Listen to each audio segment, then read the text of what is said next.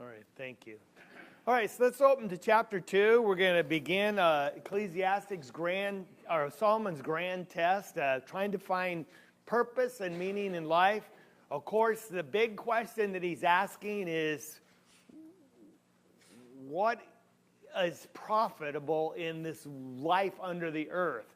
He's already started in chapter 1 and verse 1 in his introduction, giving us a conclusion, which he'll arrive at later after he proves it. But he said, everything's vain. It's not of any value. It's emptiness. So he asked, what advantage does man have for his work that he performs under the sun? And that's the big underlying question that he's going to try to find an answer for. So when it's all said and done, and you look at your 30, 40, 50, 60, 70, 80, whatever amount of life or years you've been given of life on this earth, when you look back and say, was it worth it? Did I accomplish anything? Was there any value in it? And that's the question that he's asking. And so we're looking at this grand experiment, or this grand test, if you would, because he says in chapter 2 and verse 1, therefore I'm going to test. And we're going to see several tests that he subjects himself to try to find something that's satisfying, something that will give him pleasure, that's meaningful, enduring. And so in this one chapter, we're going to look at him testing pleasure, and that includes riches and everything that it will bring with it, wisdom and folly. And then he's going to look at just accumulating stuff and materialism and the vanity in that. And of course, you know the answer in all of them. He's already given to us. The answer to all these tests is, nope, that didn't work. No, that didn't help. It's all vanity. And so again, the purpose of this is not to create an attitude of despair and depression, because he's going to tell you some secrets of how to enjoy life. But it's to get us to look above the sun, or actually look at the Son, Jesus Christ, because there's where true meaning in life is going to be. And a lot of people are, I don't want to characterize everyone the same, because you got different people coming from different places. But some people just never have thought to ask certain questions. Some people are so busy in other things in life, they don't ever look up and ask questions. Other people are just lazy. They don't want to think about these things. And the laziness is not really laziness. It's not a complacency. What am I looking for? A resistance, because they don't want to look up, because they're having so much fun now, and they don't want to be accountable. They want to live for the day, but in the end, they're the ones going to be the fool, because they realize I've wasted my life. And so that's why it's so important that we look at this section. So here's the test that begins, and we're going to look hopefully at the whole chapter, and we'll look at the sections 1 through 11, then 12 through 17, then we'll look at the last paragraph. But this first section, you remember, what qualified Solomon to make this grand experiment? There's 4 things we picked out. He had the opportunity because he's king. He had the wealth, richest man in his day. He had the wisdom to evaluate. He didn't lose his mind. A lot of people, don't they go crazy? And they wake up, man, I just lost my mind. So he's going to be able to evaluate all this correctly. And the 4th one, he's got authority. I mean, he has the power to do anything he wants. So it's one thing to have the wealth. There's one thing to have the time. It's another thing to have the money and the authority to carry it out. He has all this. And so he is uniquely qualified to test for all people, what is the purpose in life. So he says in verse 1, so I will test myself with pleasure. So enjoy yourself, and behold it was futility. So in other words, whatever your eye beholds, whatever you want to do, just do it. Now, wouldn't that make life joy and grand? Isn't that what you think? If I didn't have to go to work, if I didn't have to be a slave to the master, I'm talking about the job, and you could just do whatever you wanted, any day, all day long, whatever your heart desired, boy, life would be grand. And he says right up front, no, it's empty. It leaves you feeling null and void when it's all done. Come on, Solomon. We said verse 2. I said of laughter, it's madness, and of pleasure, what does it accomplish? And so the first thing he says, let's just have fun and just laugh, laugh, laugh. Now, is there some need for laughter in your life? Well, yeah, it's life's best medicine, they say. But are some people, all they do is just give themselves to silliness? That's all they do? It's just silliness, nonstop, and there's not a serious bone in their life. And so when it's all said and done, he says it's madness, because what does it accomplish? This word in the King James says it's pleasure and mirth or laughter. And it's not just craziness, but it's the joy that comes with the religious festivals. It's used of that word there. So it's just lightheartedness and happiness, but can you live there all the time? Well, there's other things in life to it. And so he asks the question, if all you do is laugh and have fun, what do you accomplish when it's all said and done? All you did was laugh and exercise some muscles and your belly is sore, right? Okay? It's interesting. The preacher, Eaton says, is not so much testing pleasure, but he's really testing himself. Talking about Solomon. We can trace what happens when you stimulate your brain or the pleasure center and the addictive cycles that take place. But there's a release in the middle of your brain, all these hormones and you heard of dopamine and serotonin. These are the pleasure hormones. And it would be fun to spend the next half hour talking about how any type of stimulation, whether it's sexual or alcoholic or just clicking on your iPad, it releases some dopamine in your brain and activates the pleasure center. And some of these chemicals are stronger than cocaine. And so they know if they can get you just to click, that creates an addictive cycle. And you just want to click, click, click because it makes you feel good. Now, I say all that because Solomon said, I'm just going to have fun. I'm just going to seduce myself with pleasure because it makes you feel good. And it does. It's proven. But when it's all said and done, the question is, what did I get done? What did I accomplish? I just laughed or I just felt good. He says it's futility, madness. So he goes on and said, well, I'll do it with wine. Now, don't ask the questions in these tests whether he was doing right or wrong. That's not the issue. The question is, will these things satisfy you? Whether they are right or wrong is not the issue that he's asking. And like someone suggested, he was on a midlife crisis here, but he's just going overboard anywhere he wants.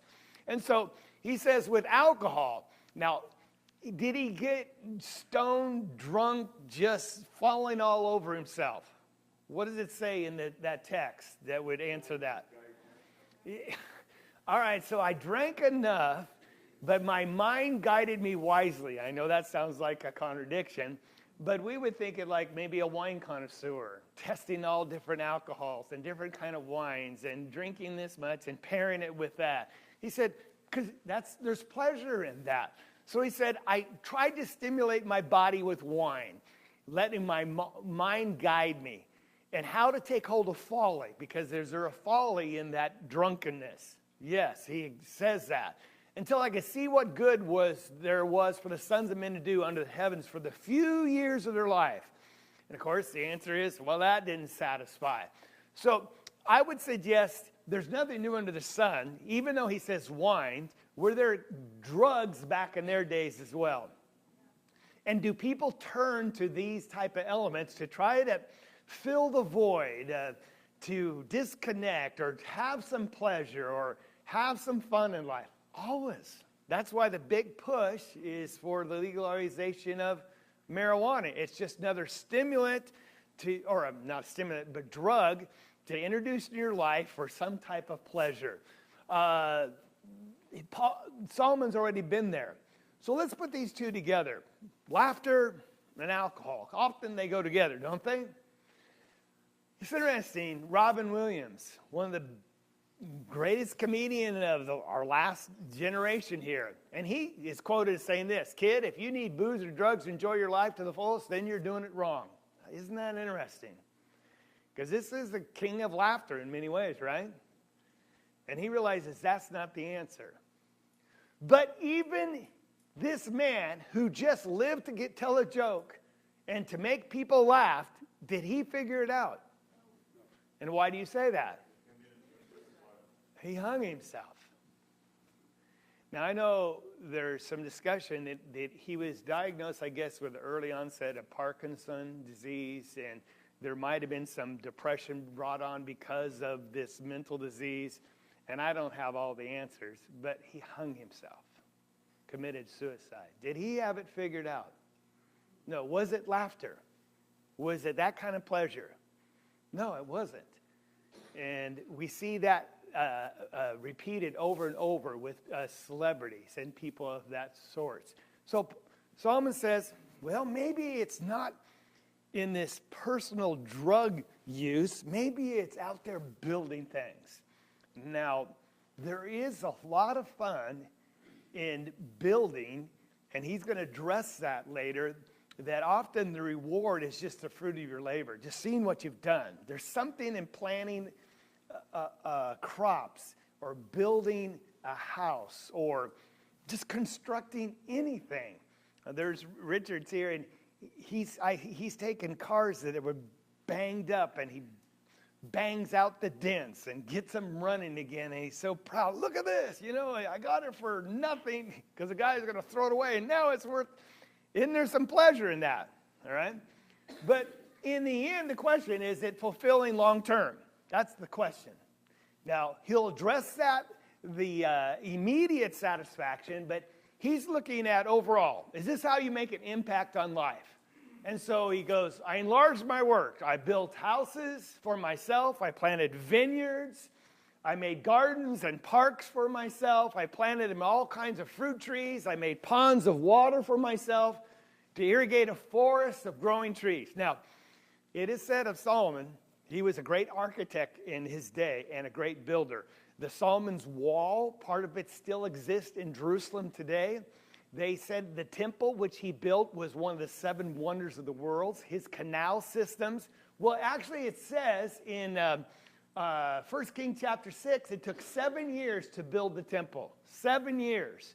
But then in chapter 7, verse 1, it said it took 13 years to build his own palace. Almost twice as long to build his personal house compared to the house for the Lord.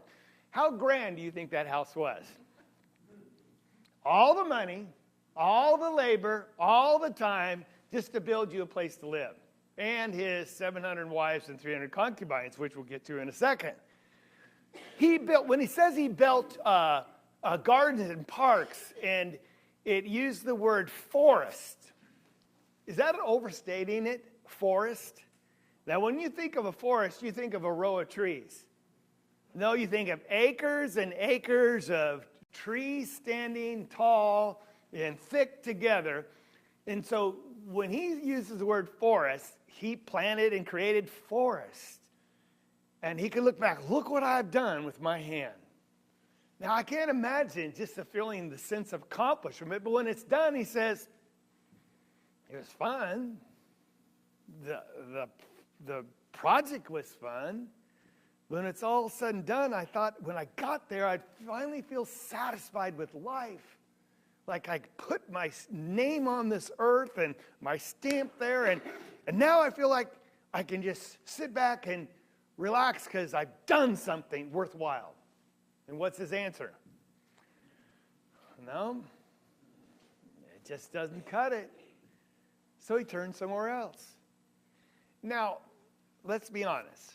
We haven't got to sex, and we haven't got to money, and we'll come out of later. But if you could have all the fun in your life with pleasure, there were no problems with any kind of drugs or anything, or you could just haven't we told ourselves, boy, I could be happy in life if I could just do some of those things, and there were no consequences. If I could just build, if I have the nicer house or whatever, I would finally be happy. And don't we tell ourselves that? If I just could. And that's what he's saying. I just did. And trust me, there's no long-term joy or fulfillment in any of it. Now, that's hard for me sometimes to grasp, all right? Because I want to test it for myself, don't you? You want the fame, or you want the project, or you want the wealth. But God left this for us so we could just trust Solomon and say, okay, I'm going to listen to you and gain wisdom from your wisdom that it's not fulfilling. Yes, Clinton. Well, there's nothing better for a man, though, to enjoy the fruits of labor of his hand. But that's short-lived. That's like a quick for the day. That's right. So when we get into the next section later, he'll say, well, what can you do in this life? And that'll be one of the answers. You enjoy the fruit of your labor and just the work of your hand. But long term, it really doesn't do it. So then he says, okay, possessions and wealth. Now, in that day, true wealth was not just measured in money. Of course, they didn't have printed money. It was measured in gold and silver, but in flocks and herds. The more herds or livestock you have, the greater wealth. And also with slaves, or people that would work for you. So he said, I had these slaves, flocks, and herds larger than all who preceded me in Jerusalem. Now again, if you go and look at some of the largest ranches in America that are thousands and thousands and thousands of acres, they'll run thousands of head of cattle on them. And he says, look at my livestock, larger herd than anyone before me. How big do you think it was? Tens of thousands. And he says, I collected myself silver and gold. We already looked at the yearly allotment. How much was it? 2 tons of gold a year? I don't remember what it was. He said silver was like stone. There was so much silver, it was like stones on the ground. And that's how much wealth he had. The treasures of kings and provinces. He says, man, I've got it all. Now, is that going to make life secure and happy and fulfilling? And the answer was already what? Now, this is the hardest one. Because in America, what is success tied to? Accumulation of wealth. That's why we're so excited about the stock market. And that's why when it went down and your 401, was cut in half. It's so intimately tied to the accumulation of wealth, isn't it? Success. That's how we gauge success in America. And it's a lie of Satan, and it's a byproduct of the free market society, which I think is great because it empowers more people to be independent and take care of themselves. But the downside is it creates this false image that success and security is tied to money. And there's nothing farther from the truth, because there's more drugs being taken prescription in America for antidepressant than any other time in history, because people are not happy. They're miserable across the land in many, many ways. But what do they turn to find their happiness? More stuff and more things. If I'll just get more, then maybe it'll fill this hole inside. Okay? Doesn't work. Someone had their hand up. Yes. Is his attitude he had in this time of he did this? As I studied it, can it be the impetus to destroy Jerusalem? Because his son had a choice: continue with this attitude of I'll build and I'll collect and hold and I'll, and then he had the choice of relieving the people, because this was a burden on the people. Right. His lifestyle. The taxes and everything. And it brought down, it's the split. That was the beginning of the split. Right. In Jerusalem, or in Israel. Right.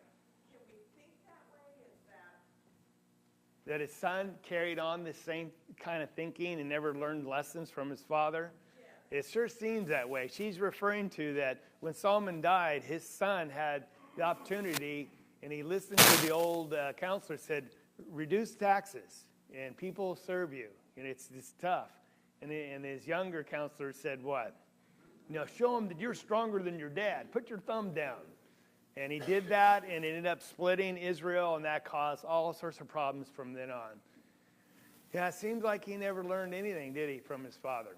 And it was all about self for him. Yeah. That's not the answer. Yes? But it probably lost him his soul and Yeah. 10 kingdoms. 10 The tribes, yeah. Yeah, when they split, right. We could spend a lot of time giving story after story of people that have accumulated wealth but were miserable in their end of their life.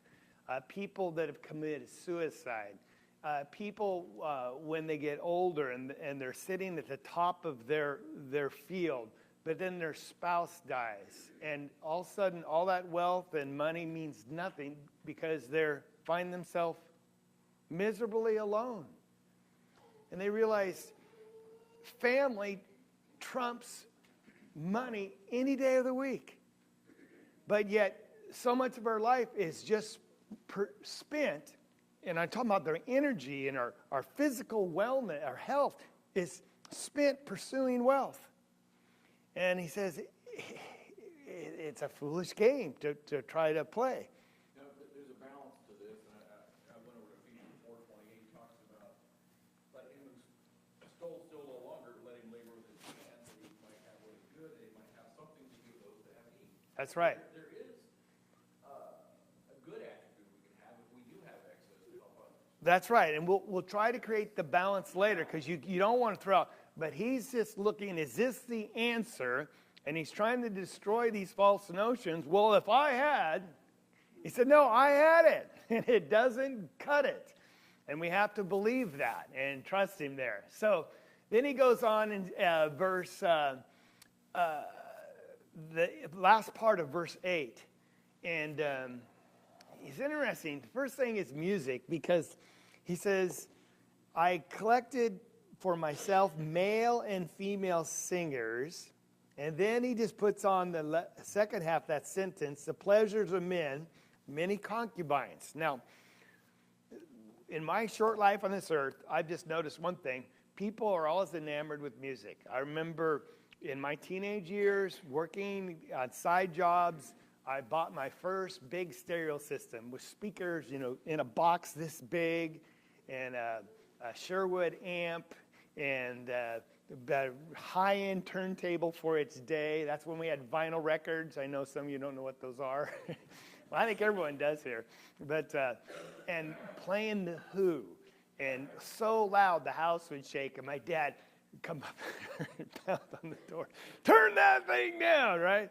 Has there ever been a generation that people have not been enamored with music? There's something about music that lifts the soul, doesn't it? It captivates you. It can take you here. It can take you there. It can help you when you're sad. It can help you when you're glad, right? Music's amazing. People sing. Kids love to sing. There's nothing new. He didn't have to have an iPod. What did Solomon do when he wanted to hear the latest tunes or the latest song? He had a live concert anytime, anywhere he wanted it, right? He just said, hey, and they just came in and performed. Now, what kind of singers did he have, you think? The absolute best at any time, anywhere, to fit any mood. I'm tired of you. I want some jazz. No. Let's have some no country today. No country for the rest of the year. All right? Right? I know. Okay. But I've just got to get you to the point. Could he hear and listen to it all? Yes. He says, I did that. And was he doing it at the same time he was doing the drinking? You would think so, all right? And where was he doing all this? In his beautiful, magnificent palace, right? Overlooking his beautiful parks and ponds. And the skyline, there's the temple, one of the 7 wonders of the world. And now he's going to add to it what? 300 concubines. Now, that's the pleasures of men that he talks about. It's sexual gratification. Now, first of all, let's just set the table correctly. Who gave us men and women that desire? God did. And in its right place, it's a beautiful thing. It's one of the blessings of being one flesh. It's not what makes you one flesh. It's one of the blessings of being married in God's eyes. And without it, there wouldn't be procreation. There wouldn't be that natural desire for each other. So we're talking about sexual pleasures here just for the sake of sexual pleasures. Not inside a proper relationship, even though he married these ladies, 700 of them, plus 300 concubines. But let's just be frank, this is sex for sex sake. That's what it is. That's what he's doing. And he perhaps convinced himself it's in a proper relationship, but we're not here judging the morality. We're just saying, looking at the test, okay? Because many of men said, if I could do that, then I would be happy. That's why you have such a hedonist society now. I read that Hugh Hefner, and we know who he is, the Playboy Empire, that he had so much exposure to sexual pleasures that in his later years, he had no desire at all because he's so satiated, nothing could stimulate him anymore. And what beautiful women did he not have access to? And anyone he wanted, from what you understand. But you see that same thing going on today, and if you had 1,000 ladies to pick from, there's only 365 days in a year, all right? Well, you can just do the math, and you can figure out he had anybody at any time, and they're the most beautiful and fairest women there were around. With the beautiful palace, wonderful singing that could create all these moods and everything, and the alcohol, the best wine there was, and the beautiful parks and the scenery, and all these servants attending to your every need, every food, every desire. This man was at the pinnacle in the world's eyes. You with me? I'm not saying in God's eyes, but in the world's eyes. He has it all. You couldn't ask for anything more. Then I became great, increased more than all preceding me in Jerusalem. My wisdom also stood by me. That's important to note, because he understands this is a test. And who knows how many years this test took in his life, decades. All that my eyes desired, I didn't refuse them. He had the ability, authority, and the money and the resources to do it. I did not withhold my heart from any pleasure. That's why I say when he was on the top, you cannot reach where Solomon was. That's why we say this. And how many times, again, we tell it, if I just had that cabin on Mount Hood and I wouldn't have to go to work ever again, I'd be happy. Or I could live on the Caribbean on one side and the Pacific on the other side in Costa Rica, I'd be happy. Solomon had all that and more, didn't he? And what's his answer? Well, my heart was pleased because of my labor. We'll come back to this later. And that was the reward for my labor. There was some momentary satisfaction. But notice what he says in verse 10 and 11 now. But I considered all my activities which my hands had done. When I stood back and looked at all that I've accomplished now and all that I did, the projects, the ponds, the forests, the riches, the gold, the building, the women, the wine and the song, all the labor which I exerted, all this energy spent on the earth. See, energy in life and time is your, what am I looking for? It's your leverage, it's your capital that you spend. And I'm not talking about money capital, but your life on this earth, if it's 70 years or 80, you only have so much amount of energy, physical and emotional energy. You only have so much of your body you can use. And with that clock is ticking, that's the capital, and you have to choose, where am I going to spend this capital called my life on this earth to its best value? Where am I going to invest it to get the greatest return? That's what he's saying. I took all my energy, all my labor, and here's how I invested it in this world. And when I looked back and looked at my investment, he said what? It's all vanity. It's just worthless. It's no long-term value. There's no profit, he says, under the sun. Now, at first hand, that's really depressing. But also it's freeing. Because it gives us the opportunity to not make the same mistake. And seek the things that are of profit and that are of value and not waste our time doing what he did. Does that make sense? And then, of course, to find the balance in life. Now, there's the answer. Any questions before we move to the next paragraph then? Yes? Well, I think in reading this,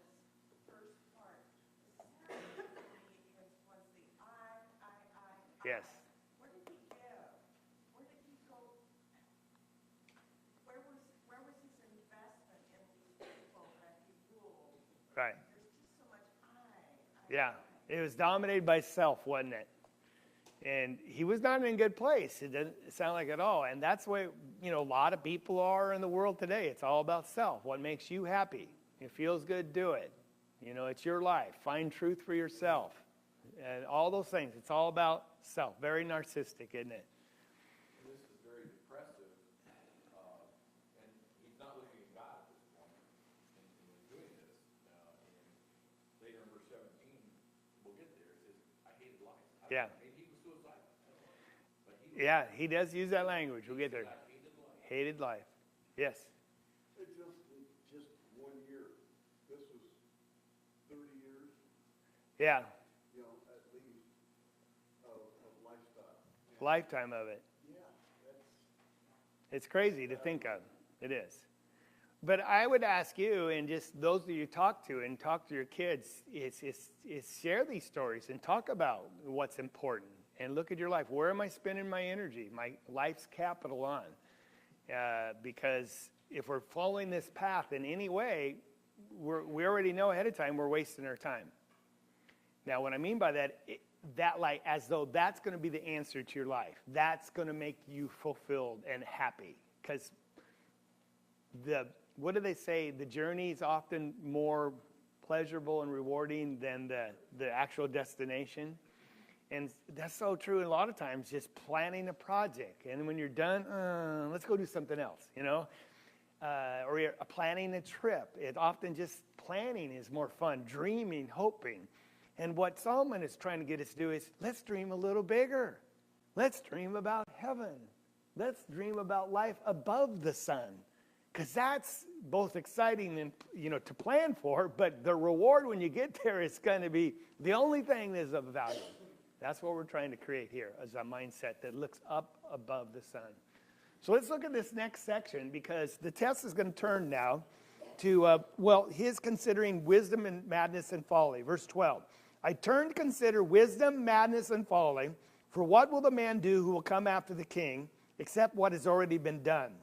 And I saw that wisdom excels folly as light excels darkness.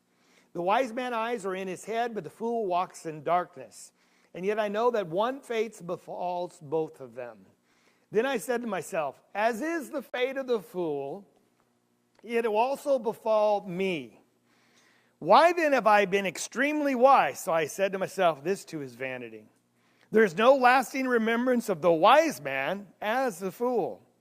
Inasmuch in the coming days all will be forgotten, and how the wise man and the fool alike die. So I hated life, for the work which had been done in the sun was grievous to me, because everything is futility and striving after the wind.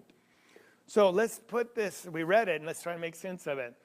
There's some people, he's contrasting foolishness and wisdom. There's the pursuit and love of wisdom, we call that philosophy. Then there's a fool that never considers anything beyond just his nose, what he can see. And he lives just for right now, never thinks about tomorrow or the consequence or anything. And on one hand, you're like, man, isn't that a great life? They have no responsibility, no accountability. They just do what they want, but they're fools, right? That's what he's calling a fool. Because tomorrow they have no money or whatever, and they don't even think about the consequences. But he says, when I plan ahead and I think about things and I consider the end from the beginning and I meditate, and he says when it's all said and done, we're both in the same condition. And what is that? Dead. Now that's what he's going to talk about. So let's look at it real quick. First of all, when you compare wisdom and the folly, who wins, first of all, on the life and the day-to-day living? He says wisdom wins every time. And if you're not going to think and consider your steps and plan and take advice and, just live fool without... Are there some people like that? They never consider the consequences of their actions. And then they wake up someday, they're either in jail or they're deathly sick or they're broke or they're homeless. How'd they get there? Because they've lived the life of foolishness. Now, I'm not saying a fool in a demeaning way. It's just foolishness. You know what I'm saying? with no forethought about what's happening to their life. So he says, wisdom excels folly every time, hands down. Get some wisdom. Live with wisdom. Plan your life. Consider the consequences of today's actions. But then he says, but when I think about it, the fate of the fool, it's the same one that befalls me.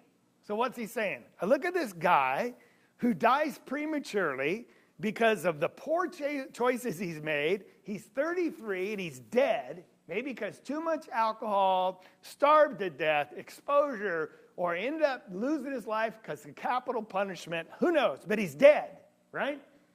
You're like, man, what a wasted life. Do we see that around us? Wasted lives, wasted opportunities. One of the number one quarterback out of Washington State when we lived in Idaho was, I forgot his name just now, Ryan Leaf.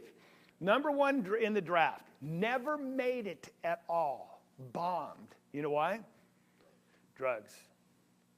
Went to his head, couldn't handle it, couldn't control it. And he's come back and talked about how he's wasted his life and his opportunity. He learned his lesson and got in trouble with the law again. And he's come back and talked about that. And hopefully he's got his life on track now. But you look at that, wow, you had the world at your doorstep and you threw it away just for some momentary pleasures, right? And he bemoans the fact. But in the end, Solomon says, that guy's dead at 33 and I might be 73 now, but pretty soon I'm going to die.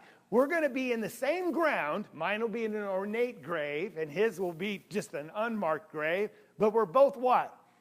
Dust, dead. So he says, when you look at it, what benefit do I have, or advantage do I have over him?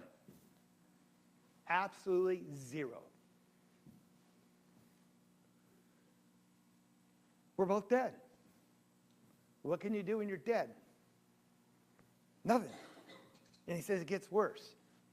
Not only you're both dead, he says, no one's going to remember who you are. There's no lasting remembrance for the wise man as with the fool. Inasmuch as the coming days, all is going to be forgotten. They won't remember who is in that grave because they don't even know his name sometimes. Or do we have unmarked graves? Because people die and their bodies are found dead somewhere and we don't even know who they are. Isn't that sad? No one even knows who you are, and you lived a life on this earth and you're buried with no remembrance even for your name. What a wasted, pitiful life. It's so sad. But Solomon says, I'll be there too.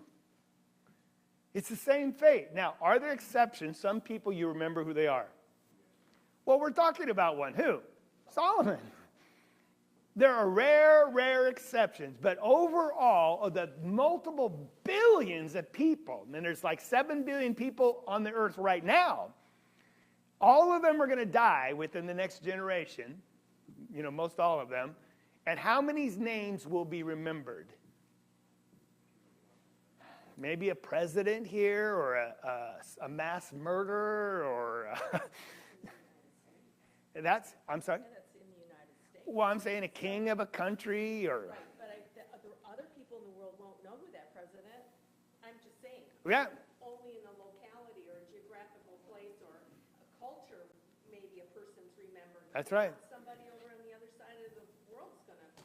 And we don't remember people in our own country, because who was the president before Johnson? There was a president before him? Yeah. That's a good question.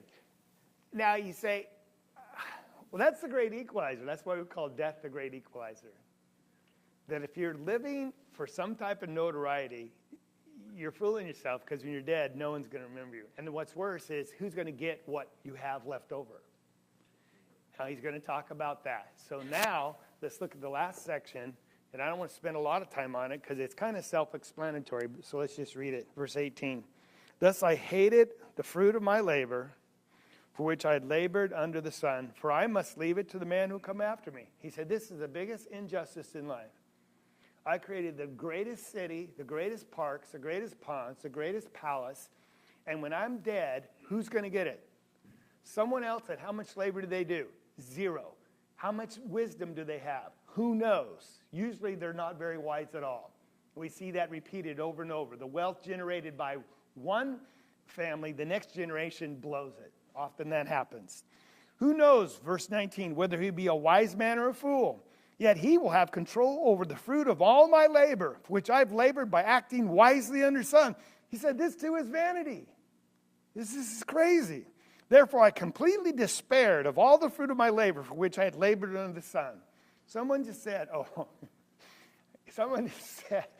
him and his wife decided, should we go on a tour, or we should save our money for our kids' inheritance? You know what the answer was? Spend it. Because you earned it, and they're just going to spend it themselves on themselves. Isn't that not true?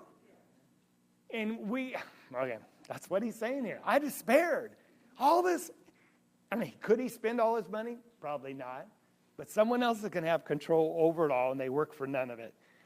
Verse 21, when there is a man who has labored with wisdom, knowledge, and skill, then he gives his legacy to one who has not labored with them. This is too is vanity and a great evil. For what does a man get in all his labor and his striving with which he labors under the sun? This is what he gets, a bed with the worms. That's what he gets. He gets to sleep with the worms in the dust of the earth. That's all he gets. And then another man gets to live in his plush palace. Because all his days, his task is painful and grievous. Even at night, his mind does not rest. This too is vanity. Verse 24, he's going to give us some conclusions, but I want to stop there. Because we're trying to just set the stage. Solomon says, I tested. Now, he's not done. But the answer is in. And it still rings loudly to this day. Don't look to this earth for satisfaction. Look above. And then you're going to find the power to enjoy this earth for the short time you're here. All right. Come back next week and we'll talk about it some more.